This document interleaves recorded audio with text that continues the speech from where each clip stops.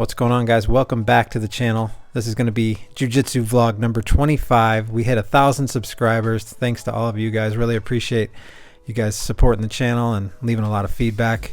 It's been fun doing this. So been sharing roles if you're new to the channel since early on in white belt, and shared the competition, and now we're going to continue on through blue belt. It's been really helpful to film these, go over them the best I can, and then talk with you guys in the comments about things I can do better, other clips to watch to improve, and things like that. So if you enjoy jiu-jitsu, want to follow along, hit that like and subscribe, and we'll get started here with Mighty Matt. Congrats again to my boy Matt, who just got his blue belt the day before this. So he's been working really hard, getting really strong too as he sits into De La Hiva here as we start. And check out your right leg there, Matt. I would try to re-loop that if I could back on my shoulder, not let me get control of that. Once I get control of that far leg, it's going to be difficult to do anything. So now I'm going to look to try and throw that over and pass, and work to get to side control here as he sits up and grabs my head. Matt loves making you uncomfortable, grabbing your head and your neck. And I'm going to look to slide into side control, and I think we're going to reset a little bit here as we're getting closer to another group. So we slide back over, reset in side control, and I like to get that deep collar grip if I can right away behind his neck, because I know when people do it to me, it's really annoying. I like how you can use it as a crossface when they turn into you, or start working like a baseball choke, get to knee on belly. They can't really break that grip either behind their neck, so it's just a really good position of control with that grip. So try to get to knee on belly here, and then look to see what his reaction is with his left hand. And when he reaches out, I have access to try and grab for the baseball choke, but I don't get my weight back on his hips so I can sink it in. So instead I try to pull him over and take his back, but I'm way too high and lose it there. Now we're going to end up in half guard. All right, so half guard with the knee shield. I was really working on this over the week because I end up in this position quite a bit, but I never sweep from here. I eventually get smashed or end up back in open guard. So I was really trying to replace this knee with an underhook right here, but here's what you don't want to do. As you sit up, look, I give him access to my head. I don't put my head to his chest, under his chin. I kind of put it near his armpit, and now he's going to wrap it up with a guillotine.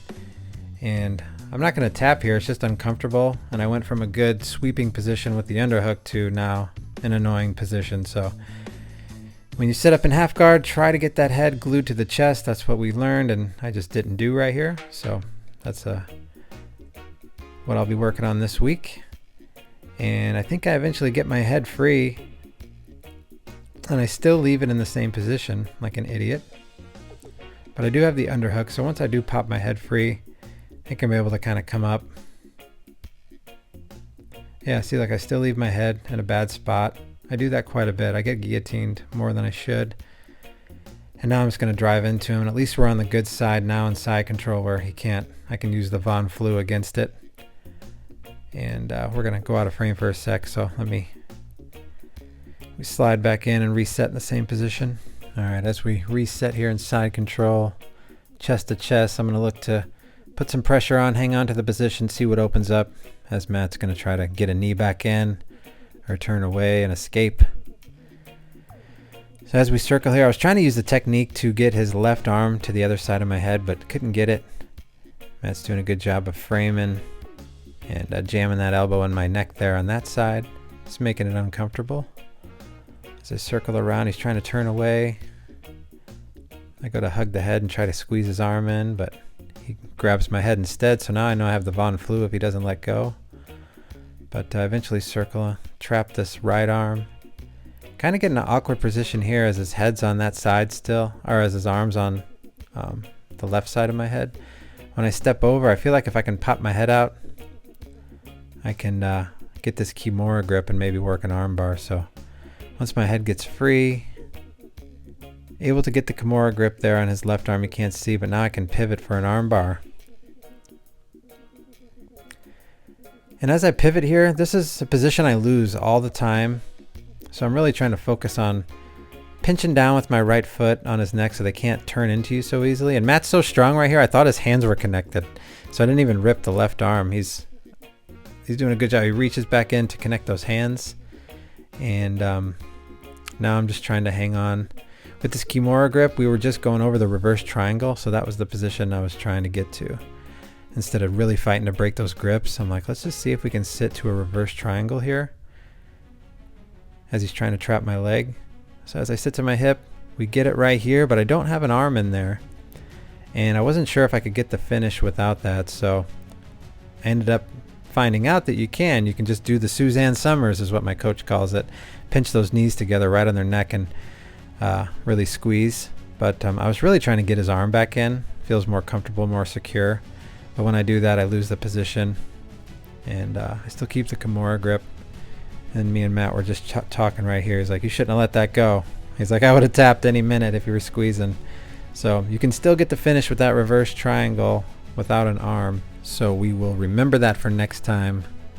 Squeeze those thighs together like Suzanne Summers on her Thigh Master, and you can get the finish without the arm.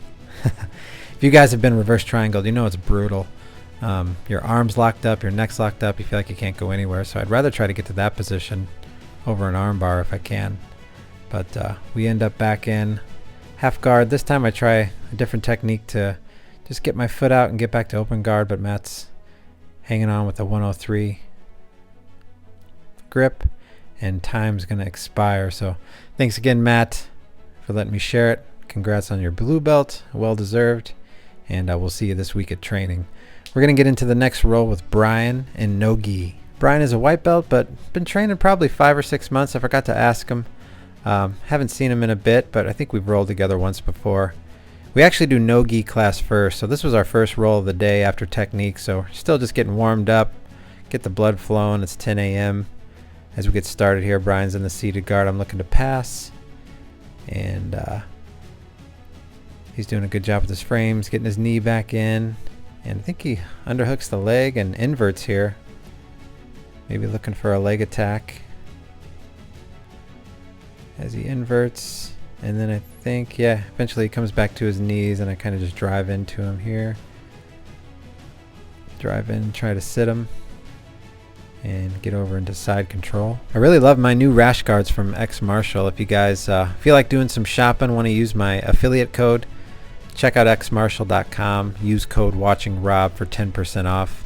Really high quality stuff, some really cool designs, so check them out. I really like how the top fits around your waist. It stays tight, so that's really cool. So check them out, guys. xmartial.com. And I'm gonna hop over, try to take the back here, throw on one hook, and then looking for some wrist control, trying to stay tight to him to try and pull back and get to the back.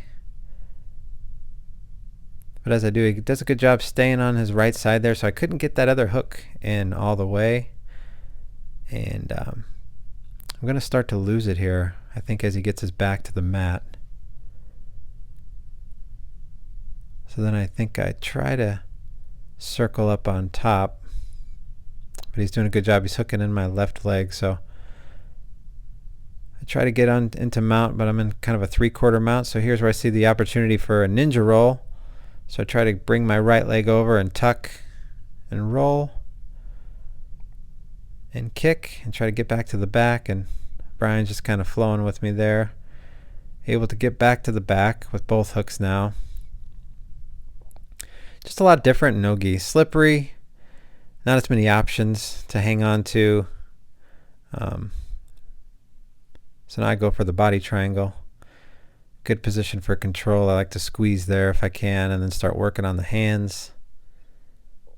And Brian's going to do the right thing. He's going to try to roll to the right side, so I have to let loose of that triangle. So yeah, I have to let loose there, and I think I switch it. Yeah, I'm able to get it switched to the other side. And just trying to work on his hands, trying to get to his neck.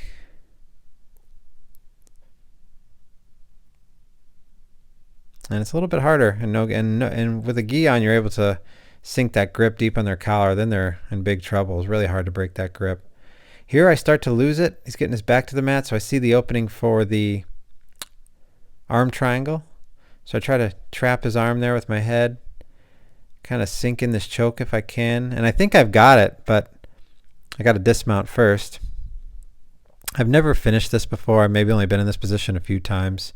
So I dismount to the right side, lock it in, choke hands on top, and I'm squeezing here, but I don't realize that his left arm is flared up. So he's kind of grabbing his ear with his left hand. So he's basically blocking it. I need to have his arm across his neck.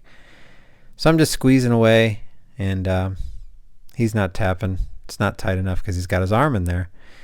So what would you guys do in this position? Do you use your head there to try to get his hand off his head, or do you release the grip and maybe use my right hand to move his hand? Let me know what you guys do in that position there. So I'm still squeezing, trying to hang on. Then I try to go to knee on belly here.